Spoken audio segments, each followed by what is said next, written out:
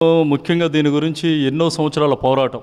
ఇది ప్రతిపక్ష నాయకుడిగా ఉన్న రాహుల్ గాంధీ గారు దీని గురించి పదే పదే కులగణన జరగాలి, జరిగితేనే బడుగు బలహీన వర్గాల వెనకబడిన వాళ్ళకి కూడా మంచి అవకాశాలు లభిస్తాయనే ఉద్దేశంతో రాహుల్ గాంధీ గారు దీన్ని తెర మీద తీసుకొచ్చారు. ఆయన పడిన కష్టానికి ప్రతిఫలంగా ఒక 1 వీక్ బ్యాక్ దీన్ని సెంట్రల్ గవర్నమెంట్ యాక్సెప్ట్ చేసింది. దీన్ని మేము ముందుగా గర్వించదగ్గ విషయం ఏంటంటే కాంగ్రెస్ పార్టీ తొలి విజయంగా మేము దీన్ని అభినందిస్తున్నాం. అదేవిధంగా తెలంగాణలో జరుగుతున్న కులగణన విధంగా కనుక జరిగితే ఒక కులాల ప్రకారం కాకుండా అన్ని వర్గాల ప్రకారం కనుక జరిగితే కనుక అదేవిధంగా ఈ కులగణన జరగడం వల్ల వెనకబడిన కులాల వాళ్ళకి మంచి అవకాశాలు వస్తాయి.